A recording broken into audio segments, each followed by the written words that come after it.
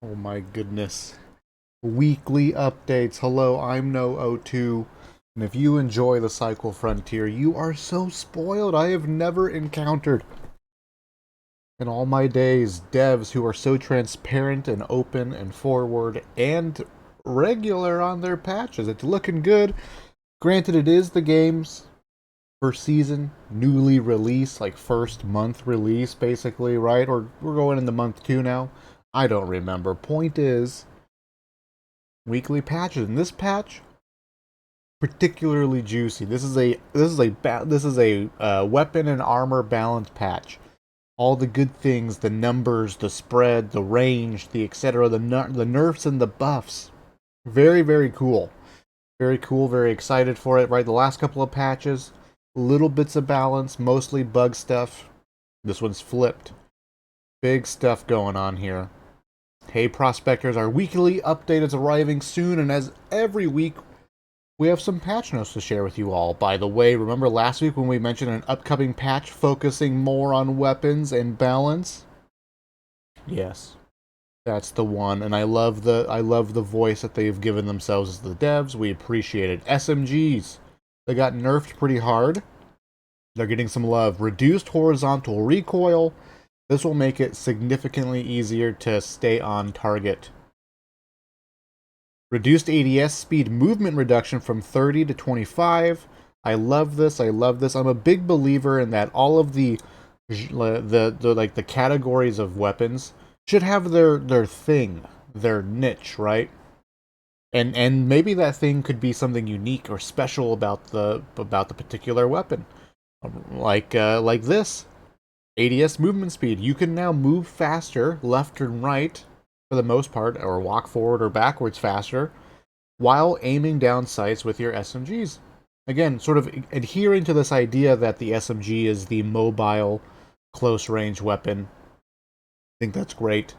So I think really cool, neat thing. I don't know how big of a deal this is going to have as far as combat go, but make sure that you're strafing or like hard strafing one way or the other when you're in an SMG fight with somebody, or when you're using an SMG.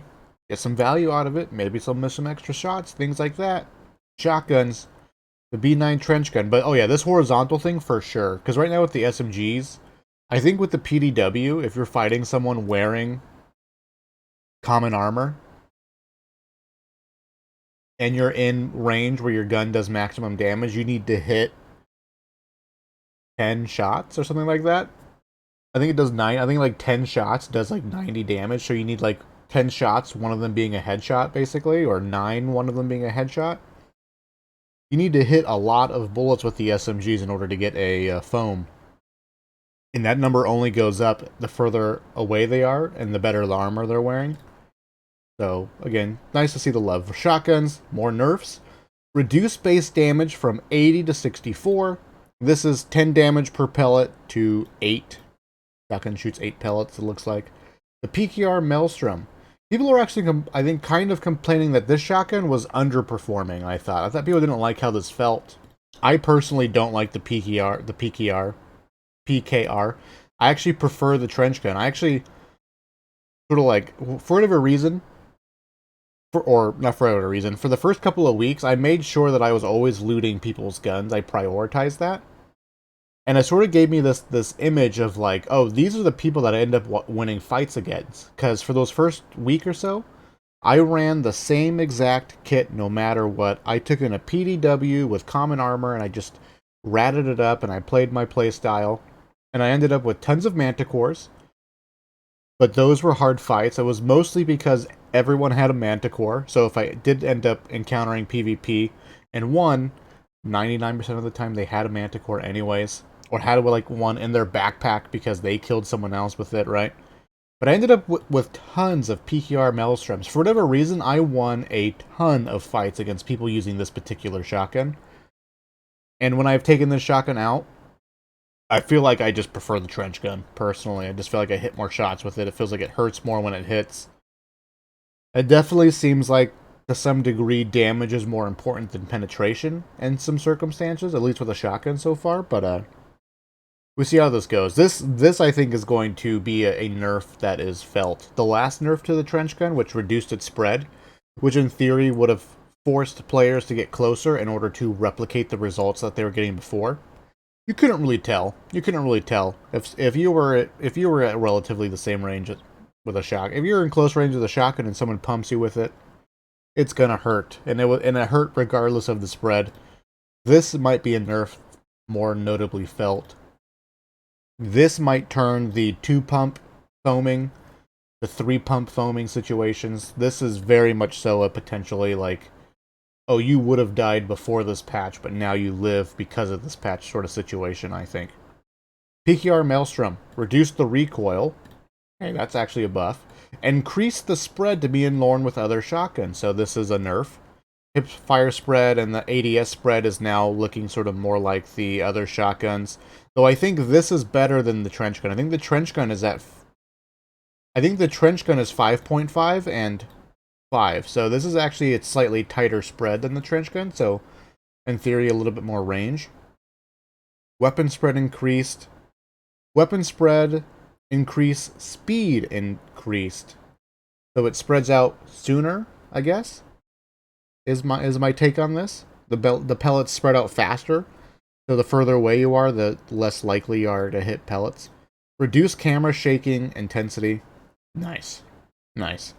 Bulldog. The Bulldog, I don't think anyone's talked about this except for like Maelstrom, but the Bulldog is like the best gun in the game.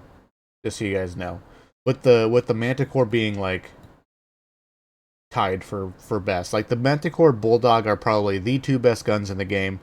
For the price that you pay for them and the value that you can get out of them in PvP and PvE, especially the Bulldog, it's just insane. The Bulldog is the best shotgun in the game, by far. This is a little more niche of a scenario, but for the most part, if you play it smart and you know how to run around the map, the Bulldog just... I've been beamed from way far away with the Bulldog.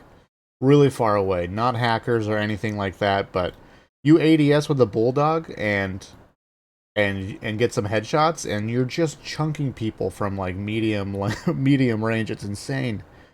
And you shoot so fast with it anyways, it doesn't even matter. Increase refire time to 0.5 seconds to 0.6.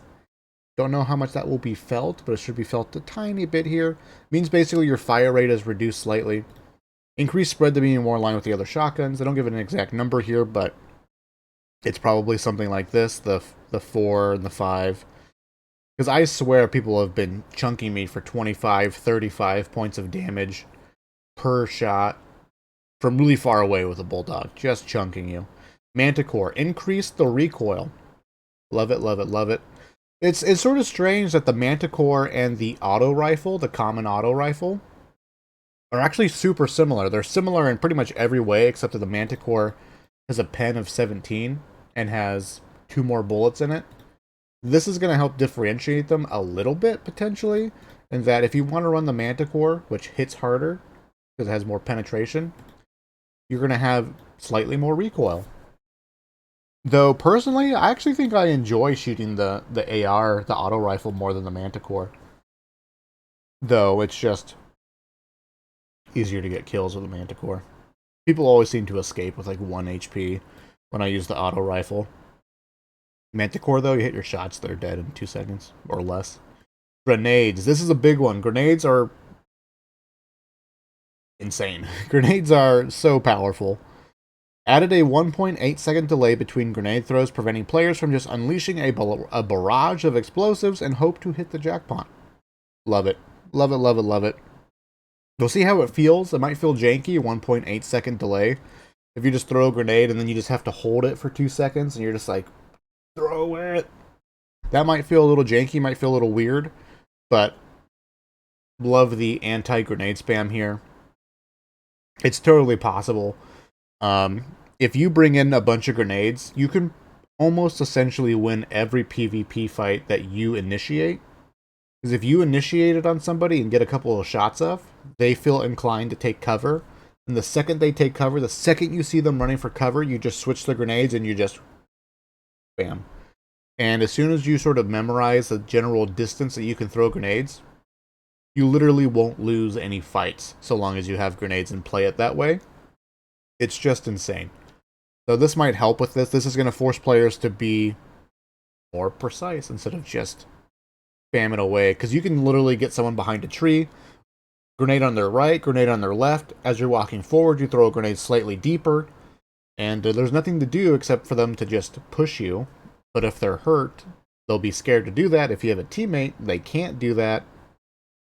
So this will help, I think. We'll see how it feels, though, to hold a grenade for an extra 2 seconds.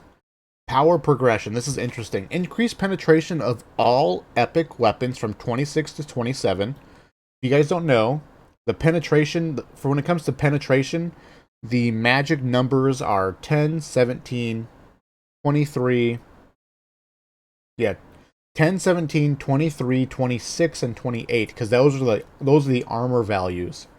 So if your weapon has one of those particular values, then it breaks even with a certain armor class and then does bonus damage to the armors below it. But they're upping the penetration on all epic weapons. All exotic weapons increase from 28 to 29. Increase the penetration of all legendary weapons from 31 to 32. Increase armor of epic shield and helmet from 26 to 27. So now the new magic number is 27.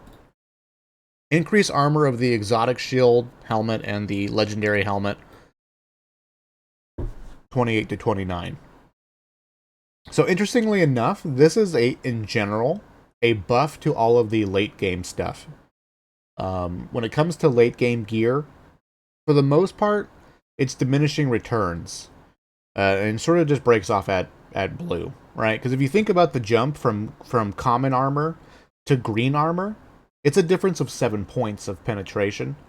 So if you're running a green weapon, which typically they have 17 pen, and you're fighting someone who doesn't have green armor, you're doing whatever 7 points worth of bonus damage is to them per shot, with all the other variables, right? So it's a rather significant jump, but from green to blue armor, the difference is 6, from 17 to 23. And then from blue armor to purple, it's 26, a difference of 3. So you can sort of see that as you make the progression up the chain as far as both weapons and armor for the most part, you're not getting as much value. That jump from white to green is big. The jump from green to blue is slightly smaller. And then at the highest level, from 26 to 28, right, it's minute, right? For the most part, we're approaching the point where for some of those late game weapons, it's not even a difference of 1 bullet for the most part. So kind of interesting to see that they're buffing the late game guns and armor, making it more beneficial to run them. We'll see how this affects the balance of like low geared players fighting higher geared players, because I know that's already a controversial topic. I don't think the extra point of penetration or extra point of armor is going to make a huge difference as far as like, oh man, I'm a green geared player. It's impossible for me to beat purple geared players. I think still we're still in a place where if you're more skilled, smarter, get a better engagement, or outplay them, a low geared player can still beat a higher geared player. But they still obviously get the advantage of a couple of extra bullets before their TTK kicks in, before they get foamed, you know. So we'll see how this plays out, though. Kind of interesting. I think, too, like in Tarkov, one of the big issues was, like, it's just not worth it to run late-game gear. When you're in the very, very tippy-top late game and you're the 1% of people who are running around with this incredibly expensive gear, you have the most to lose. Everyone has the most to gain. And the amount of loot that you need to bring back in order to make up your value invested into survival is a lot. It's a lot of money. You need to usually have multiple successful runs in order to get the value of your equipment back. And if you die at any point, it's just all down the drain. You hope your insurance kicks in. I mean, it's insured one way or the other, but I think it's good to some degree that they're buffing the late game stuff. We'll see how it feels in general. So personally, I've never gotten into a fight with purple armor, and maybe that's just I'm putting myself in a bucket here, but I just don't see it. I see mostly blue armor and green armor, and it's actually pretty rare if I ever see white armor. Um, so I think it's just we have to wait and see exactly how this plays out. Autoloader crafting. The hydraulic pistons in the recipe are replaced by ball bearings to overall reduce the number of hydraulic pistons required to craft an autoloader. This seems a little silly to say we're reducing the need for hydraulic pistons on autoloaders. What I think they really meant to say is that everything in the crafting station requires hydraulic pistons. The attachments, the autoloader. I think like some of the grenades might take it. It just felt like there's tons and tons and tons of stuff that require hydraulic pistons in the crafting station. I think this makes sense because there's actually a huge burden on picking up hydraulic pistons. You can probably very easily, if you're constantly crafting like purple attachments and things like that, you can very easily just pick up every single hydraulic piston you see every single round, no matter what, in order to keep that economy going. In fact, it'll probably be required to do so because you need hydraulic pistons in like chunks of 5. So this change makes sense, though nothing too crazy here. It just makes sense that not everything at the crafting station should require hydraulic pistons. I love this, right? I had those videos where I showed off how broken all the climbing was. When the game went live past the beta, they had nerfed climbing to the ground. You can't climb anything in this game now. You went from being able to climb and jump outside of the map to not being able to climb almost anything. So they made some tweaks to vaulting and climbing. The max floor angle has been increased, so I imagine that means we can climb up some slopes, some steeper slopes now. We'll see how this plays out. I don't know exactly where this is going to make a big difference, but as you're running around trying to climb up stuff, try things that you tried before again, because you might be able to walk up it now where you couldn't before. Max step height, same thing. Climbing cooldown from 1 second to 0.5. I don't know if this means that you stand up faster, like you get the ability to shoot your gun or do something else after climbing, or if this means like the climbing itself. This just feels like you can climb faster. I don't know what this means exactly, but this feels like you climb something and you can now shoot your stuff 0.5 seconds after as opposed to 1 second after. So I don't know if that's the case. It's going to make it so much safer now to climb something in the middle of PvP right in front of somebody, you know? Get the upper angle on them, right? Max wall distance from 90 to 100. The max distance allowed from wall to player in order to activate a ledge climb. Interesting. The max wall distance. This one I didn't notice before. I pre-read these, right. I missed this one. Max wall distance allowed from wall to player in order to activate a ledge climb. So you need to... Oh, so I'm sorry. So this means that you can initiate a wall climb from further away. So if you're sprinting and you jump into the wall and you want to climb it, you can do that from slightly further away now than you could before. Which is actually important because a lot of the broken climbing stuff requires you to make some weird jumps. But, well, so this might have some significant value as far as jumping from ledge to ledge and things like that. I don't know. We implemented the first iteration of "You Are Banned" screen to prevent further confusion about some login issues. I think this is hilarious. This might be because people were being incorrectly banned, so then they wouldn't be able to log in and they'd be confused as to why can't I log in? And have to issue a ticket and somebody would have to look into it. But basically this is, why can't I play the game? And then they would have to reply and go, hey, you've been banned. So this will save their customer support service a little bit of time. As far as emails, instead of sending them an email, what's happening? You're banned. Why am I banned? It goes straight to, why am I banned? blah, blah, blah. Anyways, we checked out our official tailor. Prospectors who bought the Paladin set and ended up with 2 chests and no gloves will now have access to what they purchased after the maintenance. I love this kind of stuff. Daily actions for the Fortuna Pass are now resetting properly without having to check the daily action screen before deploying. I experienced that where I logged in for a new day and went through a whole raid, and then when I got to the end of the raid, it was like, hey, all this stuff you did, you've already maxed it out for the day. And I was like, that's not true, but anyways, to fix that. Fixed an exploit with gear salvage insurance when playing in squads. Cool, good, good. Additional tweaks to our eternal anti-cheat measures. We are now tracking and having ban automation for additional stats. Interesting. So this might be, I mean, this makes a lot of sense, right? If somebody's, average headshot rating is 99% and they have 1,000 kills in 100 raids or something like that, right? You might be hacking, right? So this is basically, they are tracking particular stats now. And if those stats are wildly outrageous, like a headshot rating that's 100%, and you got, 500 kills in 20 hours, you might be a hacker, right? This is how every you know those jokes, you might be a redneck. This is the equivalent as far as you might be a hacker, right? If you got 500 headshots.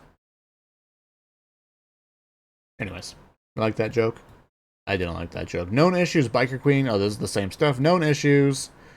Blah, blah, blah. Epic Game Store stuff.